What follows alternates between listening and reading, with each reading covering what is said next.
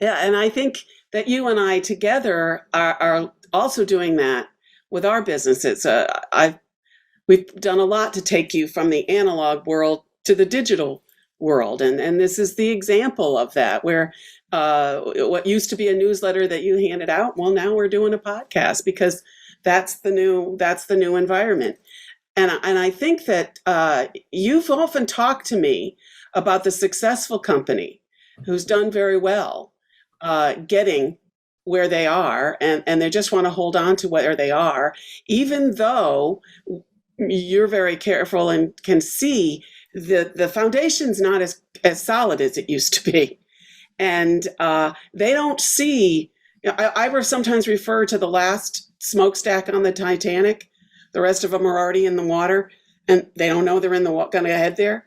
And so they think they're fine and they're doing well. The numbers aren't terrible. Talk about the creating value where someone doesn't know they need it.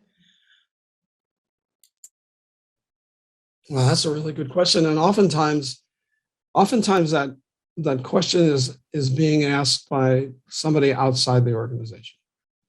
Oftentimes it's the CPA, or it's a friend or a former client, somebody who's has influence.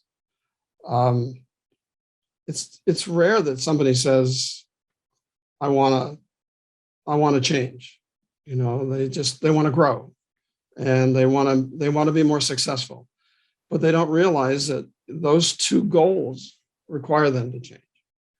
And so there's again, it's the public speaking, it's the courses, that it's meeting with bankers and having experiences with bankers and CPAs when they say, you really need to talk to somebody, and maybe you should talk to Mark or my partners or other people at the same time. Shop a little bit, find out who you're most comfortable with. Because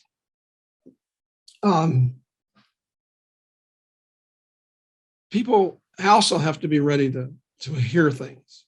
We can sit in the meeting, and the amount of work I've done, I can walk into a company and pretty much in an hour get a real good sense of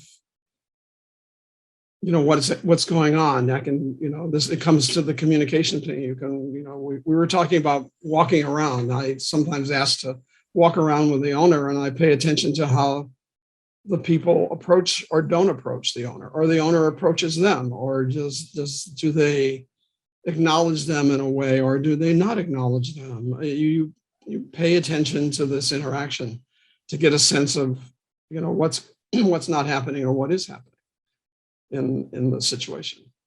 But it's a delicate thing. People who've built businesses need to be respected for what they've done, and at the same time, again, this is where education comes back. Most people don't understand that most businesses don't.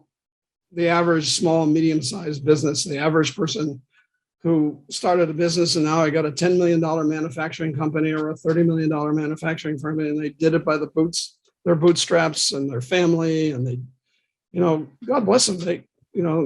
They hit more than a home run. They've been hitting home runs for years.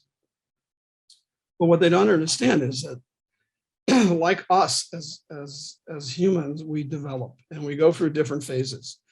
And as those phases go through one phase, you go to another, and it isn't linear. It's a growth. It's not only a growth phase from a revenue perspective, but it's a growth phase from their personal development. It's rare that the entrepreneur who started is going to take it to the $200 million range or whatever. Not because they couldn't, because they didn't want to make the investment in the kinds of learning and personal development and psychological development that goes along with taking on the kinds of things that they would ultimately have to take on. And at each phase, there's going to be a crisis. The entrepreneur all of a sudden can't be all things to all people. And so there's going to be a crisis. They're not going to grow past that 20 million or 10 million or whatever.